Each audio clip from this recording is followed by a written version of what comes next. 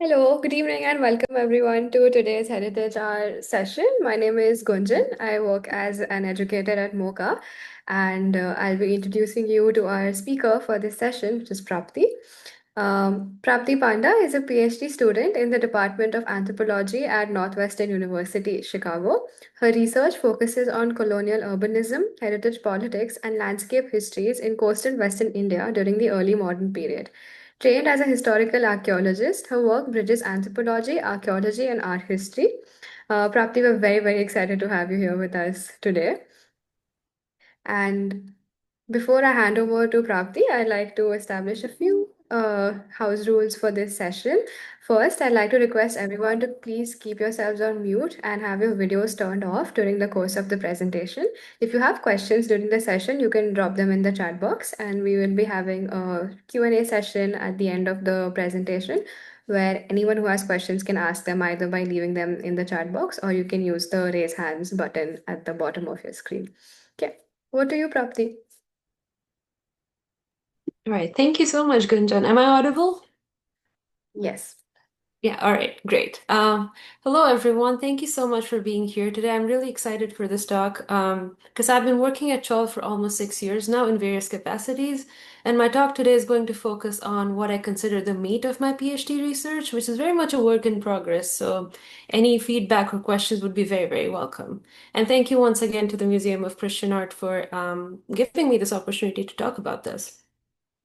All right, so there's a lot to get through here today, so let's just get started.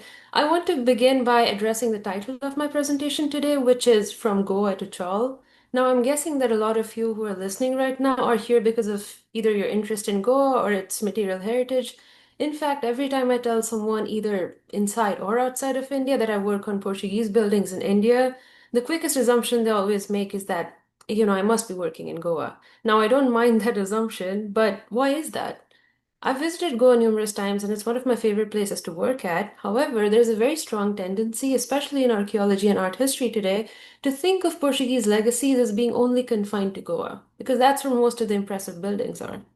But today, I kind of want to start this talk by pushing back against this notion. And I think architecture is one of those key data sets that can actually open up this field of studying Portuguese presence in the Indian Ocean. But I want to break this down systematically. First, it actually cannot be denied that Goa was the seat of power of the Portuguese Estado da India in Portuguese for centuries. However, the Asian Empire was vast. It went well beyond the Indian subcontinent, and its social legacies were very well present in the form of scattered coastal communities who speak different, what are called Portuguese Creoles, in various settlements across the Konkan coast today, such as also the case in Chaul.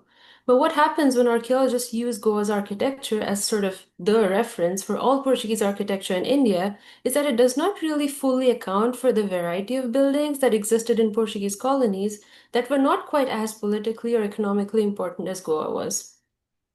So, what drew me to Chaul as a research site for understanding the Portuguese was actually its location on sort of this periphery.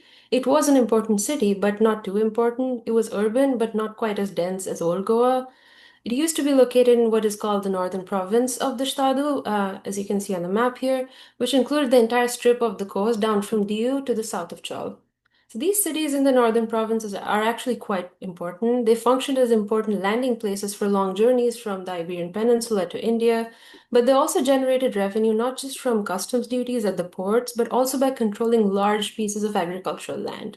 And this will be important in my presentation later. The Portuguese Empire may have been solely maritime in its early stages, but by the 17th century, they were slowly but definitely expanding into the interior.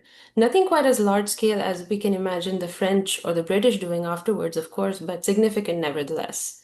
This especially matters for studies of architecture because the very definition of what counts as architecture is very context dependent. For instance, when it comes to a lot of prior studies of the Portuguese, scholarship has only looked at monuments like churches, cathedrals, or large palatial houses or military infrastructures like bastions and fortification walls. In my work, I sort of try to move away from looking at just these grand expressions of colonial power to think instead of what ordinary people were doing. Now, as you can imagine, buildings associated with affluent families or really large institutions survive for centuries for a reason. It's because a lot of resources were poured into making them be that durable and impressive. But if we're looking for traces of everyday life and everyday people, where do we look? As an archaeologist, I start with the small things. There are many ways through which we can get at traces of previous settlement. Some of my favorite ones are smaller houses, the ones built out of stone or bricks and tiles that are now in ruins, that were not really meant to last for posterity, or those teeny tiny pieces of broken pottery from the vessels that people actually used in their daily lives. These fragments, even though they're small, they can actually tell us a lot about people in the past, and we'll dive into some of that later on with a specific case study that I want to get into from Chaul. But before I do that, I do want to talk a bit more about Chaul and situate it in sort of the geographical and political scenario of the Indian subcontinent. So, when the Portuguese first visited Chaul, which was around 1505, it was ruled by the Ahmednagar Sultanate. In 1516, after negotiations with the Sultanate, they were finally allowed to construct a trading post on what's called, so this is, Chaul is situated at the confluence of a river and the Arabian Sea. The river is called Kundalika. So they established their first trading post on the northern bank of the river facing the sea, which you can see in the top picture here. Over the following decades, the area quickly rose in prominence, and Chaul became the Portuguese northern province's most lucrative port and was fortified not that soon, but only beginning in the Sultanate and the Portuguese, which had been relatively peaceful until then, they actually worsened, and in response, Charles' fortification was strengthened on the inland side, effectively cutting it off from the territory of the Nizam Shah of Ahmednagar.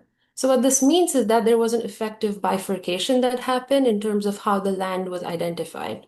So there's a difference in the names of the two settlements that emerged. Lower Chaul, which you can see on the map today, is today the town of Revetanda, and it retained the chief port and the Portuguese fortification that came to be known as the city fort of Chaul. But Upper Chaul had its own fortification called Rajkot, but over the next century, the Sultanate collapsed amongst the ascension of other local powers such as the Marathas and Bijapur. Um, but Lower Chaul, which is Portuguese Chaul, continued to engage in maritime trade and was reinforced with further building over the course of the 17th century. And by this time, it had come to house a very large number of people, including Portuguese soldiers, Jesuits, Dominicans, Franciscans, what are known as casados, who were Portuguese soldiers who married local women and settled down, converted Christians, traders, and other workers both inside as well as outside of the fortified perimeter of the fort. To ensure the security of the stronghold, a small hill on the southern bank of the river was also captured from the Sultanate and fortified in 1594, which in Portuguese was referred to as the Morro de Chol, which is basically the Rock of Chol. Um, and this fortification differs significantly from all other Portuguese forts in this part of the coast in both its structure as well as its sort of perception by the people who looked at it back in the 16th and 17th centuries. Most of this landscape today is either sandy littoral or densely vegetated marshlands, and only a few patches are suitable for agriculture, and it probably would have been worse back in the 16th century. And this is an important point when we come to thinking about how exactly the Portuguese managed to stay in this place for almost 200 years. But before I get into that, I want to talk a bit about the methods that I'm using for my work. As I mentioned previously, I've been working at this site for a few years now, and I use a variety of lines of evidence in conjunction, including ceramics, buildings, archives, and a lot of inscriptions. My archaeological work right now is conducting what's called reconnaissance work around the various settlements that span the entirety of both the Portuguese and Sultanate-controlled parts of Chile. And I hope to turn this into a full-fledged, intensive, what's called an archaeological survey in the coming year. But now, what exactly do I mean when I'm talking about a survey? So, archaeology uses two primary ways of extracting data from a site: an excavation, which is you dig a trench, you go down and you find stuff, and that's what most people imagine when they think about archaeology. But there's also less intrusive ways of doing things, which is what I am doing for my dissertation, which is basically you systematically walk over the surface of a site and you observe the landscape and you record anything that seems like it may have historical significance. Now, that can include ruins of buildings, it can include carved remains like statues, pieces of pottery, or even natural landscape features like particular species of trees that are not really indigenous to our subcontinent, for example.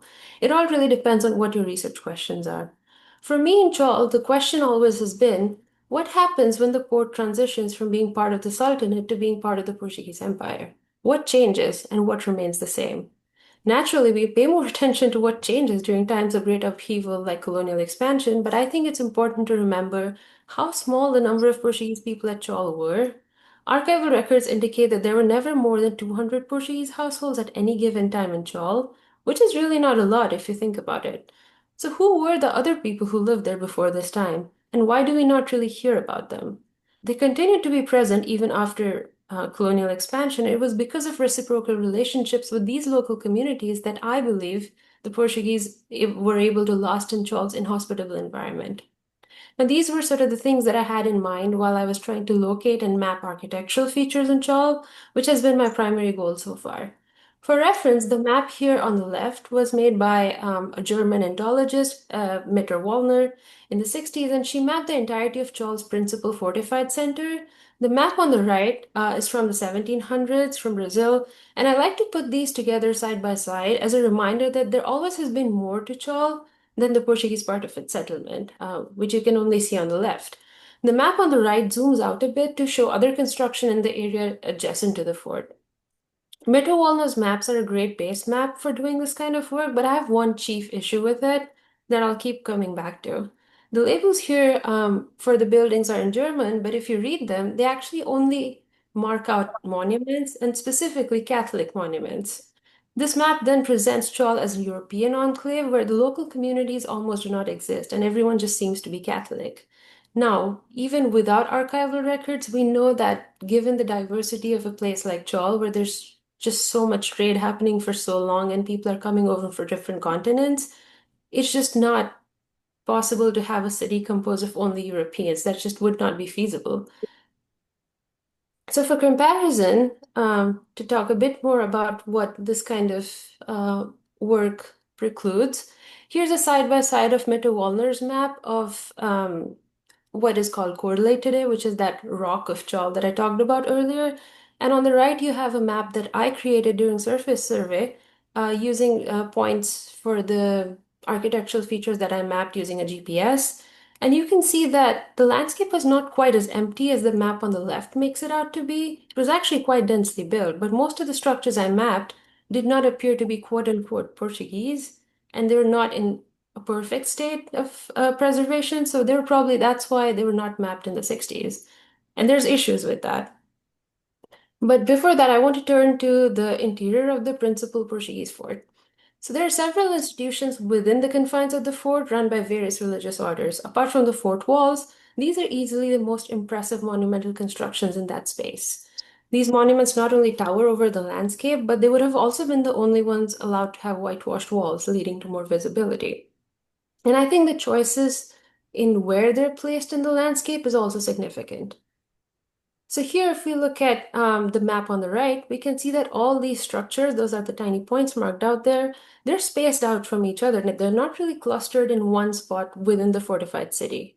At least in the Atlantic world, we know that the religious orders had competing interests, which often resulted in conflicts. This was not really discussed in the context of South Asia so far, but from the archives, I was able to determine that, for instance, in the late 17th century, the Jesuits at Chaul were sponsoring a major part of the maintenance of the city walls in exchange for a percentage of the port's revenue. So the missionary orders, therefore, did much more than just convert the local population. They also actively intervened in political administration and controlled vast amounts of wealth, collecting through taxing converted populations. It's also then unsurprising that the network of major streets that you can see drawn out in orange on the right, um, these streets are all connecting the religious institutions to nodes of mobility in the city, like for instance to the gates. And a lot of this urban infrastructure is actually organized around these religious monuments. But if we look at the map on the left, it shows viewsheds. Let me just explain what a viewshed is. A viewshed is basically the area visible from a given point under ideal conditions. And you can use software, geographical information system software to sort of imagine what this area would look like. And on the left, you have the viewsheds of the five principal monuments funded by the Portuguese Empire. And I think it shows just how much the monuments were capable of observing the inhabitants around them. We don't really think about surveillance when we look at religious structures, but that was definitely one of their uses. And further confirmation of this comes from descriptions of a siege from 1571, where Charles Captain actually converted most of these monuments into temporary bastions because there's just so much visibility that could be gotten from the top. So in blue, also on the map on the left, I've outlined the tracts of land that were actually considered the most valuable in terms of how much they earned in rent or how much they could be sold for, based on an analysis of land documents that the Portuguese produced. And unsurprisingly, the religious monuments owned and controlled some of the prime real estate on the coastline, which further points towards just how influential they were. But these Catholic monuments within the fortified nucleus only tell a partial story. There's also a lot happening in the larger landscape in terms of both Islamic and Brahmanical material expressions. There's Hindu temples built very close to the Portuguese fort, some even inside it. There's a mihrab used for Islamic prayers within the fort of Corley. Many of these structures, apart from the chapel and the cross, this is the chapel, this is a broken cross down here. These all predate Portuguese arrival. And the point that I'm trying to make here is that the Portuguese did not settle into an uninhabited, empty landscape as some of the maps make it out to be. They had to negotiate a space for themselves, which meant imposing certain boundaries, but also developing relationships with the people who are already living here. But even in the case of monumental architecture, fortifications, churches, and convents attributed to Portuguese designers sometimes, the built fabric of the city cannot really be understood as being exclusively Portuguese. These structures required massive mobilization of labor, materials, and technical expertise that were overwhelmingly local. The Portuguese label, I believe, obscures the hands that quarried the stone, that fired the bricks, that carried the timber, and executed all of this construction work. And by centering labor, especially local labor, we can see monuments not simply as European impositions, but as material outcomes of colonial extraction, violence, and negotiation. But now I do want to move on to talking about domestic space. In much of the scholarship on early modern South Asia, domestic architecture has too often been read through the lens of community affiliation, so with houses categorized as Portuguese very often, but also Muslim and Hindu. While such labels seek to connect material forms with specific social groups, they also risk reducing complex architectural traditions to just static cultural markers. This essentializes communities and assumes that form is simply an extension of identity rather than the product of multiple overlapping forces. My approach here instead is to focus on the form of the house itself. For my own work, I specifically use typological categories, basically type classifications, such as courtyard houses or patio houses. So, houses with courtyards or houses that have a front opening patio, also called, I think, balcão in Goa.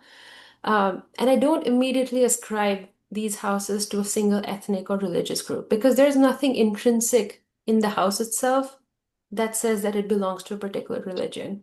It's about who dwells in it. So, this typological framing, based on the layout of the houses, I think allows for an analysis of how certain architectural solutions emerge in relation to climate, social organization, colonial influence, and material availability, while also leaving open the question of who might have built or occupied them at different points in time.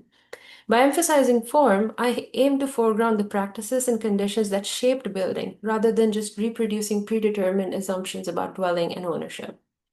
And this distinction is not just semantic. I think to describe a structure as Portuguese is to assume a linear genealogy of influence, which completely erases the diversity and the entangled conditions under which Chaul developed as a city. By working with patio and courtyard houses as typologies, it becomes possible to track things like variation, adaptation, and hybridity across households and neighborhoods. This in turn then enables a richer understanding of how architecture operated as a social medium in a multi-ethnic and multi-religious city. And the reason why I like to think about monuments as well as smaller houses like these in conjunction is because placing monuments alongside domestic spaces allows us to see continuity happening at different scales. Whether in the building of a courtyard house or in the raising of a fort wall, construction practices embodied processes of encounter and hierarchy. This reframing emphasizes architecture as something that is relational, where monumental and domestic and colonial and local, they're constantly shaping each other. But what does this look like in practice? So before I conclude for today, I want to focus on one specific case study of a house that I documented that is located just outside of the immediate Portuguese urban center at Chaul, but within the territory that remained controlled by the Sultanate. So this house with a really large courtyard is interesting because you usually do not find this specific type of house made only out of stone. Usually it's brick or a composite construction style, which is a mixture of both brick and stone. And they usually date to after Portuguese occupation, suppose 1740. But here, this one I think dates to at least the 16th century. What is interesting about this house is that the mortar that's used to lay the stone courses in place, which has a very high percentage of shells and limestone, is actually a mixture that is very reminiscent of what I'm sure everyone here has heard about, which is called chunambo, which is basically a limestone mortar mixture that's used a lot in houses in Goa as well. Uh, but this is not exactly the same. So some of the percentages of lime are actually different. But stylistically, in terms of its form and the way the house is organized, comparative studies with other contemporary archaeological sites made me discover that it's actually most similar to merchant stone houses reported from all the way over on the Swahili coast in Africa, as well as from Yemen. Now, considering that Chaul has been a port town since at least the first millennium CE, it might seem obvious that, yes, of course, there would be merchants living there. But what made the identification of this house significant for me was the fact that previous scholars, in mapping the extent of Chaul's ruins, classified all houses built out of stone as being Portuguese houses. Now, what is a Portuguese house? Is it a house built by the Portuguese, or is it planned to be a house inhabited by Portuguese colonists? What exactly is the definition that we're working with here? So instead of that, I prefer the term vernacular house to describe houses of this sort, which are clearly domestic spaces. Not because I want to ascribe sort of an indigeneity or a localness to them that is somehow more Indian, but because I want to emphasize the ambiguity in who might have dwelled in them. Ambiguity is not always a bad thing because we don't know. We don't know who would have lived here. We can make reasonable guesses as to who might have, but there's no way of actually getting the records for the dwellers of this house. But this particular house organization is typical of merchant houses because it includes spaces for lodging seasonal visitors who are visiting for trade. It includes courtyards and working spaces, and it also has multiple access entryways, as you can see on the floor plan on the left, which is unusual for a typical courtyard house that is only meant for residents and not really for conducting business. Or at least that is what the archival records tell us. And Portuguese accounts of Chaul are actually very clear about the political and economic significance of these structures as well as the people dwelling within, who are often identified as coming from the Middle East or the Mediterranean. Another strong indication that this was likely a merchant house is its location in the larger landscape. As you can see on the map in the right here, the line in green traces the historic trade route that led to the coast from the interior through the Western Ghats. Now, when we think of Portuguese presence on the coast, we usually think of ships, of maritime trade, of looking out towards the ocean. However, I think Chaul is a great reminder of the fact that port cities in this period did not just look outwards. Some of the most important trade routes actually connected inwards, so they were looking into the interior. As you can see here, the merchant house is not only located on the trade route, but it's also very close to the central marketplace and the heart of the land controlled by the Sultanate. Contextual information is very important for archaeology, and once again, this is why I like to think of monuments in relationship to these smaller domestic spaces. Because without these monuments as landmarks, it would actually be very difficult to match historic maps to the present day, or even historical accounts to the present day landscape, because so much has changed. Especially the river in particular has been changing course almost every 5 years. My final inclination to think of this house as both a dwelling and a site of trade is because of the variety of ceramics found within and around the house, which include large quantities of Chinese blue and white porcelain, glazed wares from from the Persian Gulf, and what seem to be European wares. There's an example down there on the left, which is Portuguese faience or faiança, sometimes it's called. And there's also that characteristic red earthenware pottery that is ubiquitous across India. That's the one you see on the right, and which likely marks local production and domestic use. So there's quite a range of ceramics that we're finding, ceramics that are probably local as well as being traded in from elsewhere. So it's likely that whoever was living in that house had some connections to this trade. But my larger point in bringing up this house was not really to talk about who might have lived in it, but simply to point out that we need to be very careful when describing architecture and assigning labels to buildings. Appearances can be deceptive, and if there was ever a period of history in which things were messy, overlapping, and complex, then it was the early colonial period. The fact that most of the Konkan coast is also really understudied during the early modern period does not really help things. In fact, in carrying out this work, I've had to rely on colleagues not just across Goa and Maharashtra, but also across Europe, North America, and Brazil and Mozambique in particular. But at the end of the day, I think what will always stand out to me in Chaul is the variety of evidence that's available. From small field boundaries erected in, say, the early 14th century to large defensive walls and towering churches, there really is a lot going on in terms of at the level of everyday life. And I think those of us in archaeology in particular need to think about what we mean when we say something is colonial and whether binaries of colonized or Portuguese and non-Portuguese are really productive categories to think with. In my view, some of these binaries actually flatten the colonial experience of violence and negotiation into a simple one-sided process of imposed power. Something along the lines of they came, they conquered, and then they had to leave. And I think those of us here today who are familiar with Goa and its history in particular know that that was really not the case. That is not how colonialism played out. And I kind of want to extend that understanding to complicate our understanding of Chaul's settlement history as well. And I think uh, I was trying to do that in this talk, but I will wrap up here right now. Before I end, I just want to take a minute to acknowledge the generous support that I've received that has made all this work across multiple continents possible. And thank you once again to Mocha for letting me speak about this today. And thank you all for listening. Yeah, thank you so much, Prapti. That was very, very interesting. And I'm sure we'll have a lot of questions. We're opening the floor up to discuss questions now, or if you have some thoughts you'd like to share, you can do that as well. You can do that either by leaving it in the chat box, like I said, or if you'd like to speak to Prapti, please use the raise hands button at the bottom of your screen and we'll open up the floor to you.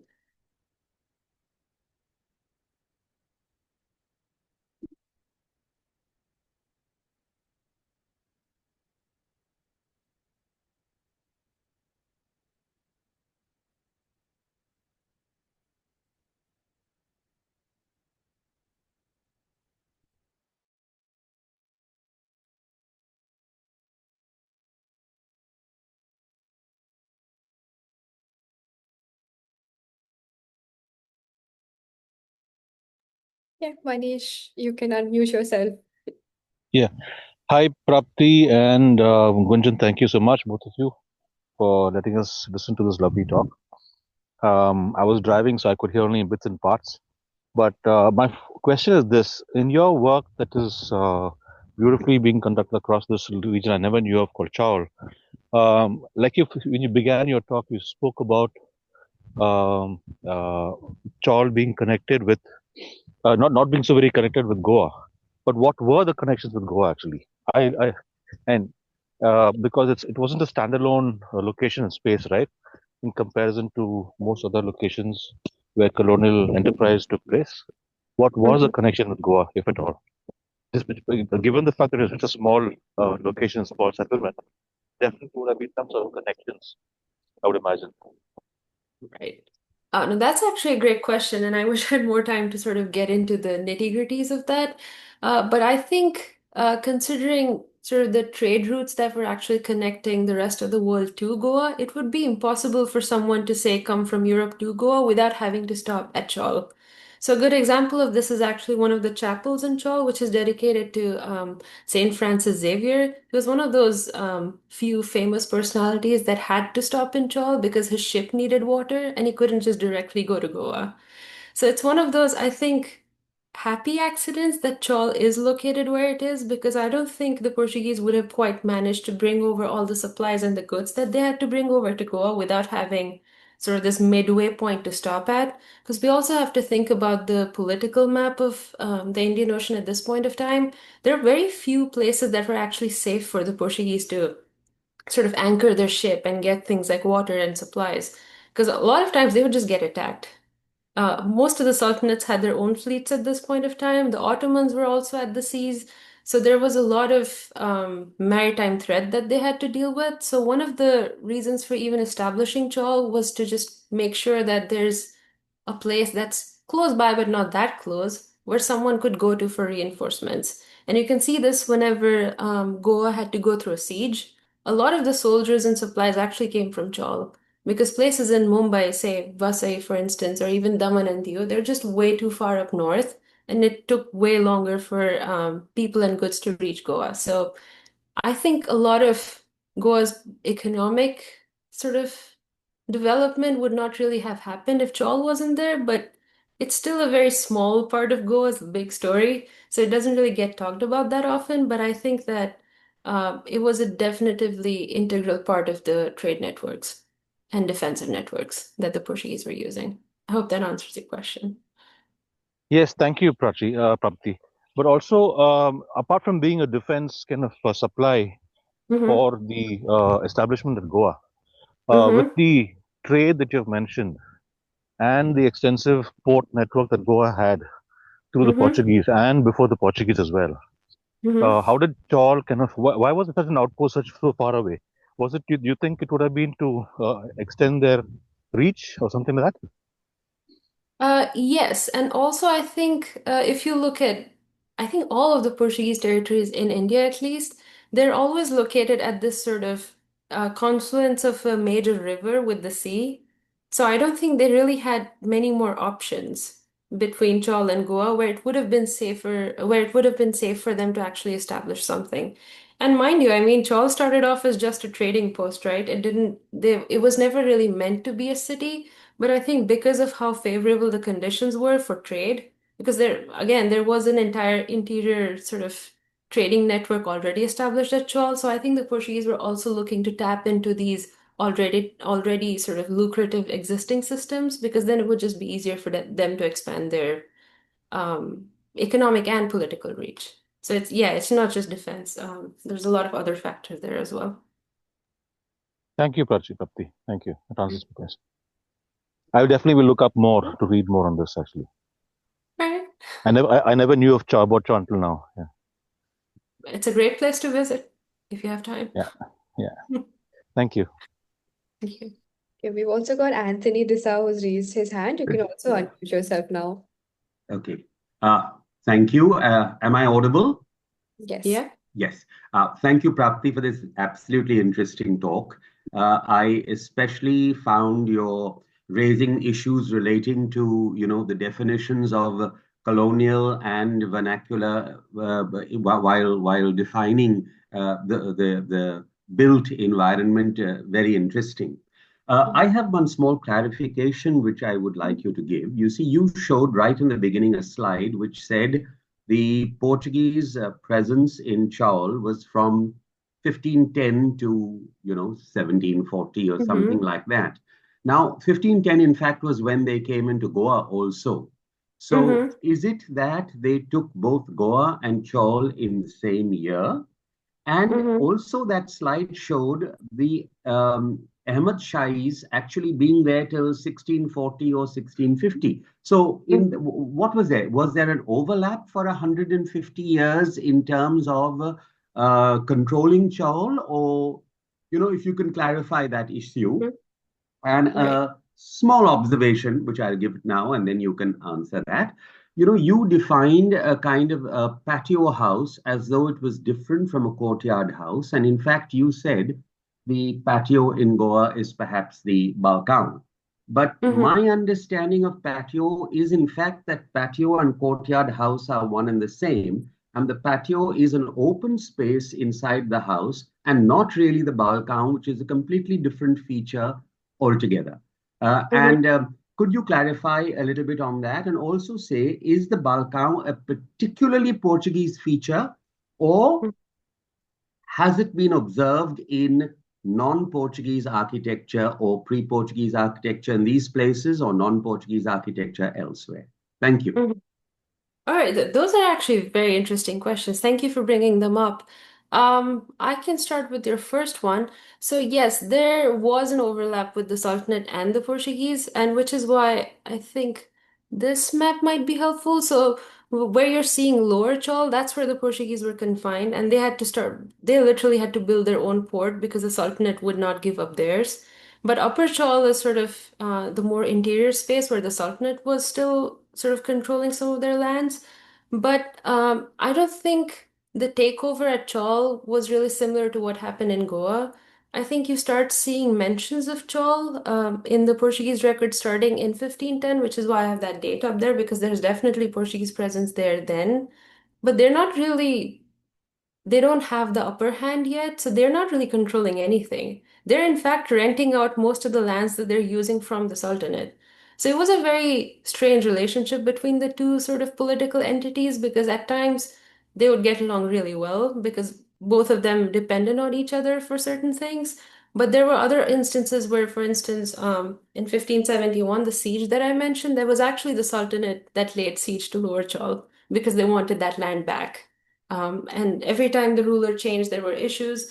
So there was a lot going on in that relationship. But the Portuguese were definitely not in control of Chaul in 1510. They were just there. And they were occupying some of the spaces on the coast. As for your second question about the patio houses and the courtyard houses, you're correct. There is not really the same distinction being used in Goa. I think the term that I'm using, patio houses and courtyard houses, is specifically for Chaul in terms of the archaeological categorization of the houses because there's just not really any good words to name these houses. I mean, I could call them house one and house two, but I chose to use instead the term that's used in Portuguese for this classification, which is casa patio, if anyone here speaks Portuguese, which is where the term patio house comes from. But the balcão in Goa is actually it's a derivative. It can overlap with the patio house, what you're observing in Chaul, but it's not really the same. I just wanted to refer to it because it might give people an idea of sort of the flows that are happening within the house, because the patio house, in the sense that I'm using the term, is kind of that semi-open, um, forward public-facing sort of house that is kind of the principle on which some of the early Balkan houses were built. And I don't really think you see that many Balkan houses outside of the Portuguese sphere of influence. I know for sure there's some in Spain, but I think it might just be an Iberian Peninsula thing, which then sort of got transferred over to the colonies. And then in Goa in particular, it became its own style. Because I think the Indo-Portuguese tradition is a very specific one. You do have a lot of Balkan houses in places like Brazil, but again, they all have their own sort of local twists on the architecture, so you can't really say they're the same. But I would say they're sort of mutations of the same principle of organizing architecture. I don't know if that helps. Thank you. Thank you. It's very helpful. Thank you. All right. Thank you for those questions. We have some more questions in the chat box. I'll read them out to you. The first one is from Fleur. She says, "Thank you for a very interesting perspective. I was wondering if you discovered anything about the weaving and textiles." Ah, so this is where I get stuck as an archaeologist because I'm really dependent on finding materials that actually survive for more than 200, well, 400 years now. And textiles, unfortunately, are some of those things that do not. I'm guessing that if you excavate, you would find things related to the production of textiles.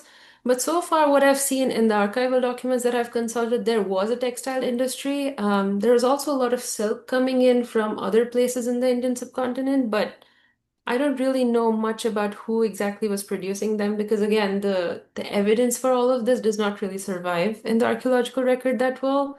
But if I do find something, that will be really exciting because it does get mentioned frequently in the archives. Yeah. We have a question from Adil Desai. He asked, "Are there any Catholic religious structures inside the fort or outside that are similar to the Portuguese churches in Goa and other Portuguese ruled places? What about the local language used? Is Portuguese still spoken by any of the locals as prevalent in Goa?" Oh wow, those are great questions. Well, I'll tackle the first one first. So there are most of the religious structures that I showed in the slides, they are inside the fort. Most of all of them are inside the fort actually. because the level of sort of urban development happening across Chaul today would not really, they would make sure that things don't really survive outside of the fortification walls because it's only inside that the Archaeological Survey of India is preserving these monuments. So you don't really see any of these old churches outside of the fortified nucleus. But yes, the ones that are inside, some of them have Baroque elements. Some of them do have like a barrel vaulted ceiling and things like that are very similar to the churches in Goa. But I don't think, in terms of just the sheer size of these monuments, they're not comparable to Goa. They're really tiny because, again, Chaul is also a very tiny place. I'm guessing they did not have the resources to build churches of the size and the sheer sort of elaborate work that you can see in Goa. But yes, they are the same sort of architectural traditions. About the local language.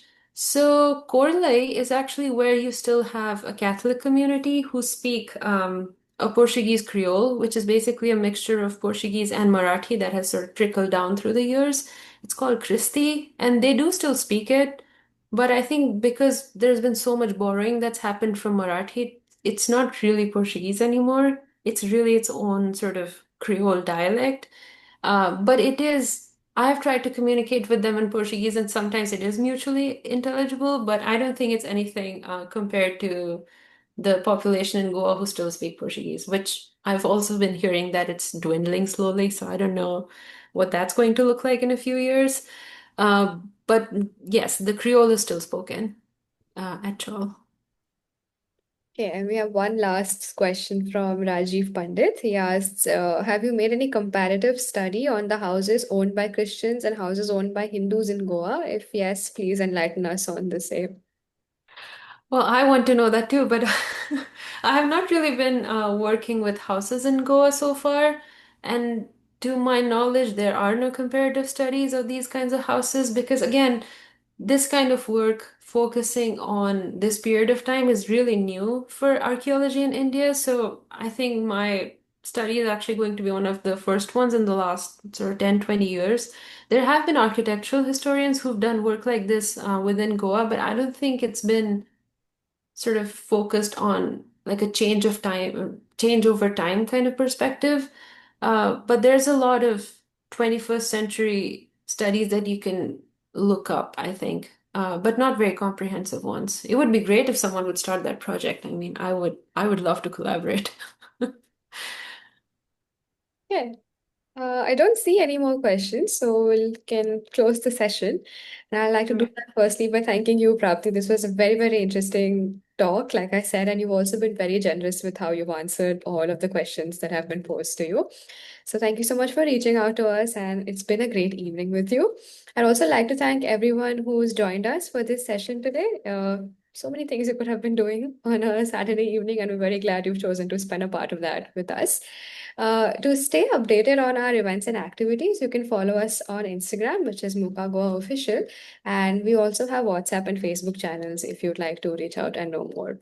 Thank you so much, everyone, again, and have a good evening. Thank you, Gunjan. Thank you, everyone.